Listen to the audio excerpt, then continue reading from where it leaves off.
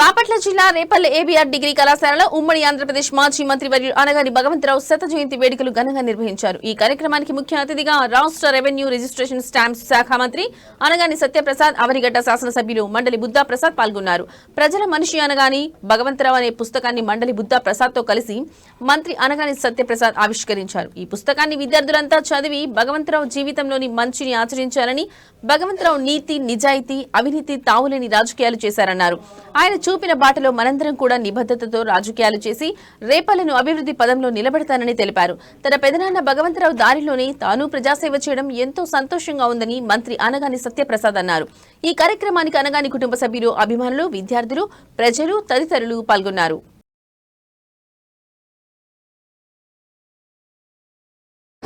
మా తాతలు, మా తండ్రులు, మా పెద్దనాళ్ళు, మా బాబాయిలందరూ తిరిగిన ప్రాంతం. ఇక్కడ మా పెద్దనాన్న అనగాని భగవంతరావు గారు లేని సేవలు చేశారు. మరి అలాంటి ప్రాంతాల్లోనే నిజంగా నాకు సేవ చేస్తాం వాటి నిజంగా చాలా అదృష్టంగా భావిస్తూ ఉన్నాను. ఎందుకంటే వ్యక్తిగత జీవితం కంటే కూడా ప్రజా జీవితం మేలైనటువంటి ఉత్తమమైనటువంటిది. వారి సమస్యలు తెలుసుకుని వారితో మమేకమై వారితో తిరిగి వారి సమస్యలు పరిష్కరిస్తే ఆయన తృప్తి అది చాలా చెప్పలేనటువంటి ఆనందాన్ని ఇస్తుందని చెప్పేసి భావించే వాళ్ళం. కాబట్టి అట్లా క్షేత్రంలో ఉండి ప్రజా సేవ చేయాలని చెప్పే లక్ష్యంతో మేమందరం కూడా పనిచేస్తాను. ఆ దిశగానే ఆ రోజుల్లో అనగాని భగవంతరావు గారి ప్రాంతంలో విద్యను పెంపొందించాలి.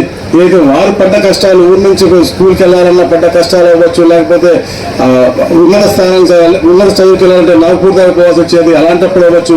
మిగతా అలాంటి ఎవరికి రాకూడదు అనే లక్ష్యంతో ఈ ప్రాంతంలో ఈ కాలేజీలో వారిని రావటం, అలాగే బులియన్ స్వామి గారి సహాయంతో వారు చెక్కిన శిల్పిగా వారు తయారయ్యి వారి సహకారంతో కూడా వచ్చిన విద్యార్థులకు ఉండటానికి వసతులు కల్పించడం, హాస్టల్ కల్పించడం, ప్రైవేట్గా కూడా ఇలాంటి చాలా మంచి కార్యక్రమాలు చేశారు. ముఖ్యంగా కనెక్టివిటీ ఉంటేనే ఇక్కడ అభివృద్ధి సాధ్యమవుతుంది. అయితే వారు ఆ రోజు స్టార్ట్ చేశారు, దాన్ని ఈ రోజు మనందరం కూడా కలిసి పూర్తి చేసుకుంటా ఉన్నాము అంటే మంచి పాజిటివ్ థింగ్.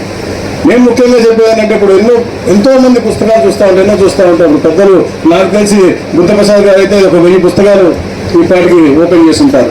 ఈ పిల్లలందరూ కూడా మీరు చూడాలి, తప్పకుండా ప్రతి ఒక్క బుక్ కూడా తెచ్చామా చూసామా వెళ్ళాక ప్రతి ఒక్క బుక్ కూడా చాలా ఆనందమైనటువంటి విషయాలు ఉంటాయి.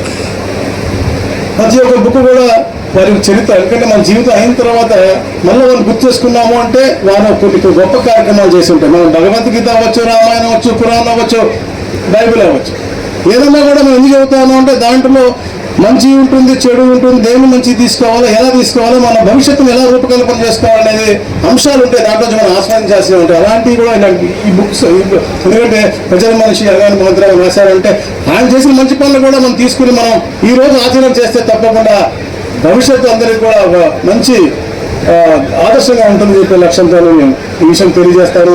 తప్పకుండా మనందరం కూడా కలిసికట్టుగా ఏదైతే పెద్దలందరూ కూడా మనకి దారి చూపించారో ఆ ఆదర్శంగా ఆ దారిలో వెళ్ళి ఈ ప్రాంత అభివృద్ధికి అలాగే ఏదైతే తెలుగు రాష్ట్రాల్లో ఈ ప్రాంతాలు ఉన్నారో వాళ్ళందరూ కూడా సుభిక్షంగా ఉండే దిశగా మనం ప్రయాణం చేద్దామని తెలియజేసుకుంటూ, మరి ముఖ్యంగా అందరూ చాలా కీన్గా ఉన్నారు. చాలా రాజకీయంలో మనం ఎంతో నీతి, నిజాయితీ, అలాగే ఎంతో అద్భుతంగా జీవించిన వాళ్ళు వీళ్ళందరూ కూడా ఈ రోజు అంటారా డిజిటల్ వచ్చేసినాయి, ఇది వచ్చినాయి, డబ్బుతో కూడినటువంటి రాజకీయం అయింది, ఒకరి మీద ఒకరు అనుకోవడం జరిగింది అని చెప్పారు. ఇప్పుడే కేసీఆర్ గోపాలరావు గారు చెప్పారు.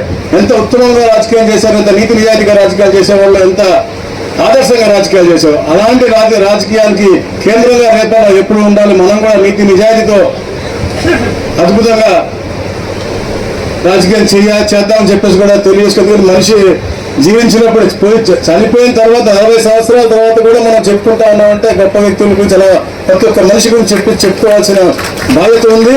మనందరం కూడా జీవించినప్పుడు ఇవన్నీ కూడా ఇవాళ తయారై వచ్చే ఇస్త్రీ చొక్కా వేసుకున్నాం, ఇస్త్రీ ప్యాంట్ వేసుకున్నాం, మంచి ఇంపోర్టెడ్ సెట్ కొట్టుకున్నాం, బాడీ వాష్లు, ఫేస్ వాష్లు అన్నీ వాడాం. కానీ చనిపోయినప్పుడు మాత్రం అదే వైట్ క్లాత్, అదే మామూలు నీళ్ళతో సాంజి అట్టే పంపిస్తారు తప్ప ఏది కూడా పైకి తీసుకెళ్తా కూడా మన పైన ఏసీ రూమ్ ఇవ్వరు.